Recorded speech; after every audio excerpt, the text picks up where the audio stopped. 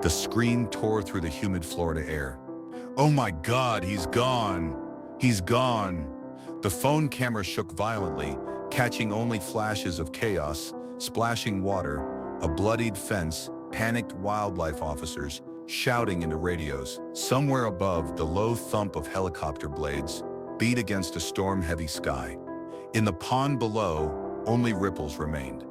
Moments earlier, security footage had shown a different scene entirely.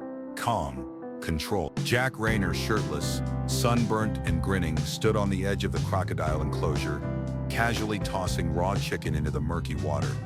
"Come, boys," he'd called out. "Dinner time." These weren't just any crocodiles. They were his raised from hatchlings. Trained, trusted, especially Rex, a 14-foot saltwater male Jack had hand-fed since he was 3 feet long. But that morning, Rex wasn't himself. A fresh wound slashed across his snout, angry and raw.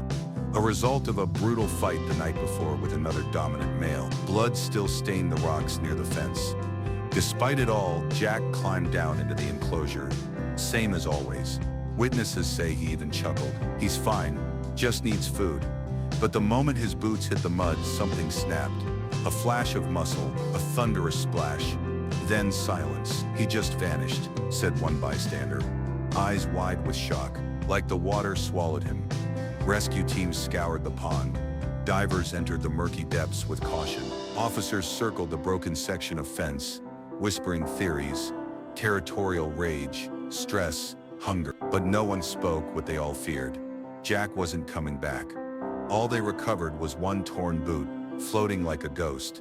And Rex, watching, unmoving. His yellow eyes stared straight through the cameras, unblinking, reptilian, cold. Some say animals don't feel guilt, others say they remember, and Rex remembered everything. One officer muttered, "It's like he knew the cameras were watching." Blood swirled through the pond in soft, mesmerizing spirals. Was this a freak accident, or something long in the making? Because Jack Rayner didn't just work with crocodiles.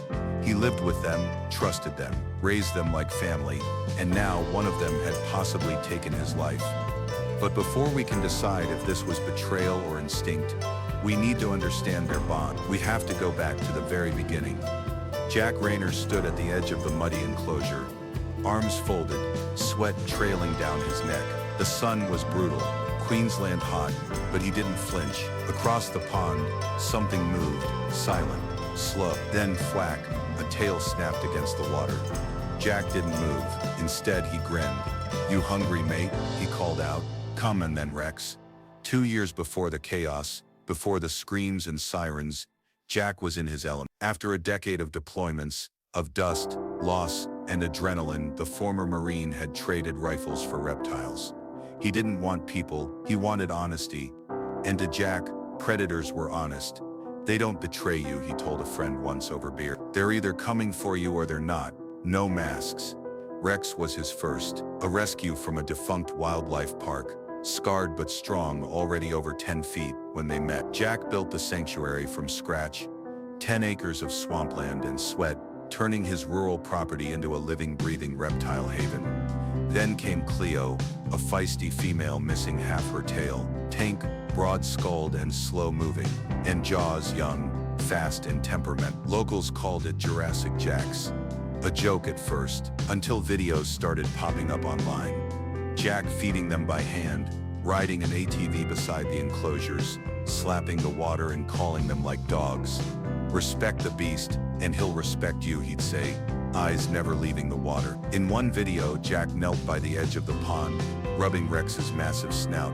The croc didn't flinch. Jack whispered something only the two of them heard. Slowly, Rex closed his eyes. They trusted him, or so it seemed. He never used barriers, no poles, no armor. His only weapon, his present confidence, control. But confidence has edges, and sometimes it cuts inward. He began noticing patterns, Rex acting more dominant, Cleo circling the pond longer before eating. Even Tank, the sluggish one, snapping hard. Jack wrote in his weather-worn journal one stormy night, "They get restless in the heat, so do I." That year the monsoons came late, days dragged, mosquitoes thickened, the air grew heavy. Jack walked the sanctuary barefoot sometimes, letting the wet soil press into his skin. He believed connection meant closeness, but with wild things, closeness blurs boundaries. They know me, he told a wildlife vet once. Not just my voice, me. They feel me. The vet frowned. They're crocodiles, Jack. They don't feel the way we do. Jack smiled. Maybe not the way you do.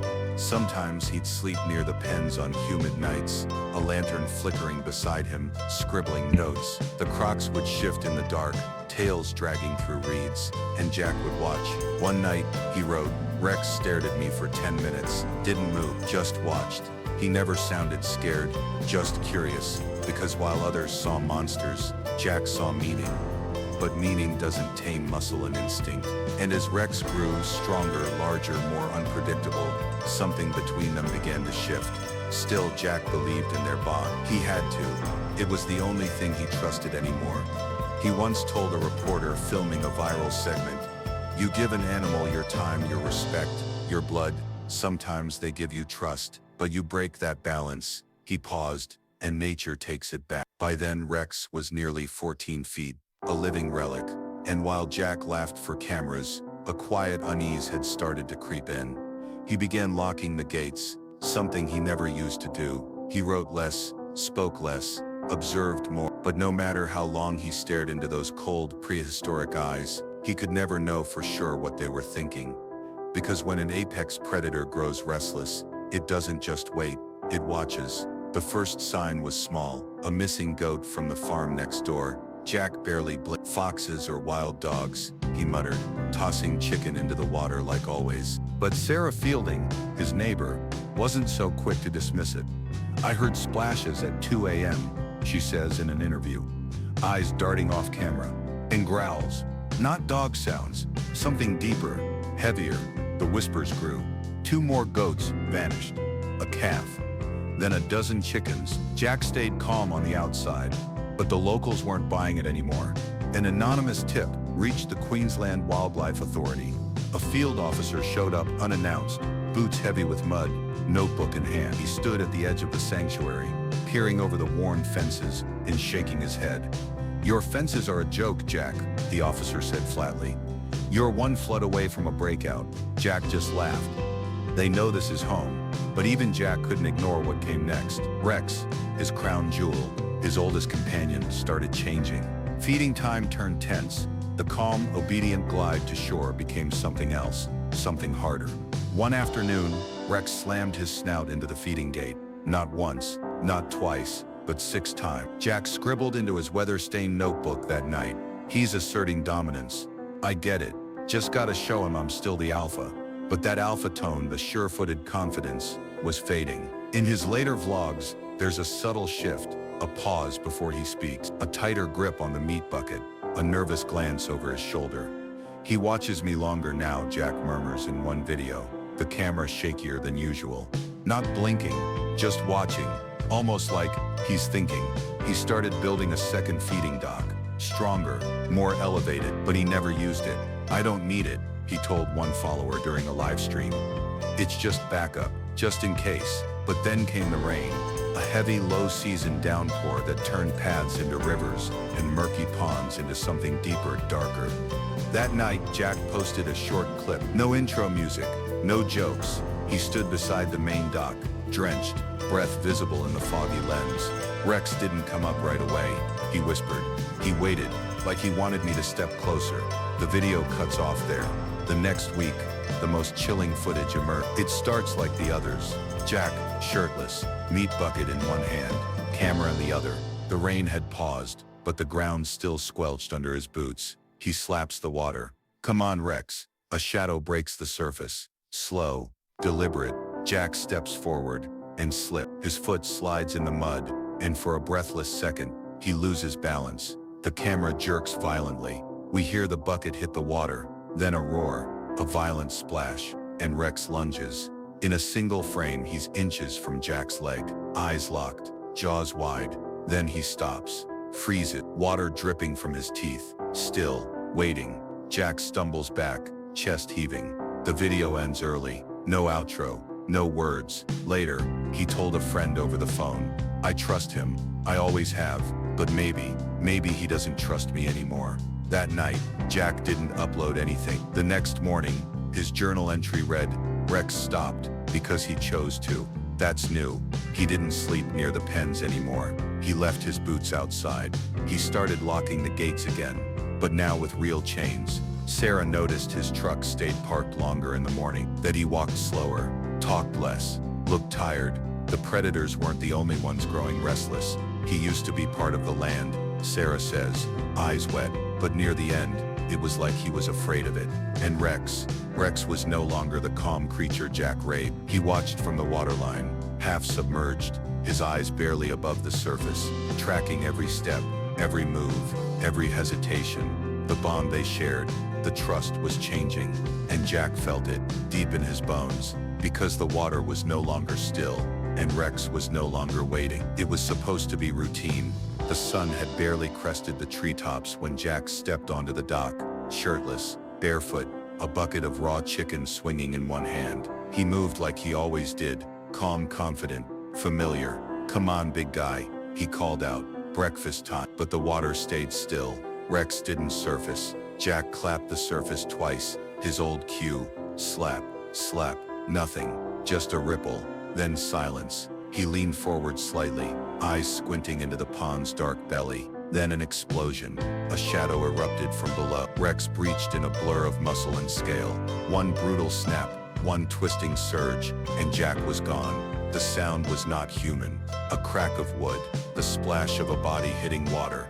A single yell from Jack, sharp, startled, cut short, then silent. A camera left running on a crate nearby, captured only chaos. A blur of thrashing limbs, muffled gurgles, the dock buckling, then the water settling still and dark as stone. Saltwater crocodiles are ambush predators. They wait, they walk, and when they strike, they don't just bite, they roll. The death roll, a violent spinning maneuver designed to shred flesh from bone. And that morning, Rex did exactly that. By the time emergency services arrived, it was already too late. Sirens screamed through the wetland. Helicopters buzzed overhead. Divers slipped into the murky water with oxygen tanks and trembling hands. But there was no body, only scraps of torn fabric, a single mangled boot, and Rex silent, unmoving, resting near the far bank like nothing had happened. It happened fast, one officer recalled later, too fast to stop. He never stood a chance. News spread quickly. Wildlife officials closed the sanctuary within hours. Rex was tranquilized and moved to a reinforced containment zone. His new home surrounded by concrete, steel and silent. Authorities ruled it an accident, a tragic consequence of working with dangerous animals, said the official statement. But those who knew Jack, they spoke differently. He knew the risks, said Ranger Malik, a longtime friend. He respected them, but he forgot one truth. Wild stays wild. Sarah Fielding, the neighbor who once heard growls in the night, stood by her fence, staring at the empty yard. He thought he was part of their world, she whispered, but he never was. In the following days, Jack's vlogs were taken offline. His journal, water-stained and half-filled, was sealed in an evidence box. On the last page, a single line had been scribbled in uneven handwriting. He didn't lunge this time. He waited. The sanctuary decayed quickly. Weeds overtook the paths. Rain filled the empty pen. The second feeding dock, the one Jack never used, stood untouched, warped and graying in the humidity. And Rex, he became legend. No longer just a crocodile but a ghost in scaled armor, feared, studied, and in some twisted way revered. Schools stopped field trips to the reach. Locals whispered about the pond, about what still lingered in those waters. 1 year later, a plaque was placed near the sanctuary gate. It read, "In memory of Jack Rayner, Marine, conservationist, beast whisperer, lost to the wild he loved." Some believe Rex acted on instinct. Others say it was something else. Territoriality, frustration, perhaps even resentment. But whatever the reason, one truth remained. Jack didn't misstep. He misjudged. He mistook connection for control, trust for safety, love for immunity. The final shot fades in quietly. Rex lying motionless in his new enclosure, rain pattering gently on the surface of the pond. He doesn't blink. He doesn't move. Just watches, waiting. Because in the wild, respect is never safety. It is only delay. And even the gentlest handler is still prey in the eyes of a predator. The sanctuary stands empty now. What was once filled with the sounds of splashing water, growling predators, and Jack's familiar voice has gone quiet, swallowed by wind and weed. The feeding dock rots under layers of rust and rain. Nature, as always, reclaims what is hers. Rex remains locked away in a reinforced enclosure miles from the sanctuary, still dangerous, still silent, observing the world through cold, unblinking eyes. Some say Jack's death was inevitable, that he tempted fate one too many times, but others see a deeper tragedy, that his greatest gift was also his fatal flaw. He believed love alone could tame the wild. Footage of Jack lives on, grainy clips of him calling each croc by name, laughing as jaws snapped, just inches from his fingers. And in every frame, he looks fearless, alive, but even courage has a cost. There are no villains in this story, only instincts, and a man who wanted too badly to belong in a world that was never his. He didn't die because he made a mistake. He died because he forgot the difference between connection and control. He called them family, fed them with his own hands, but in the end, Jack Rayner wasn't a friend to the wild. He was a moment of weakness, and to a 14-foot croc named Rex, that's all it took.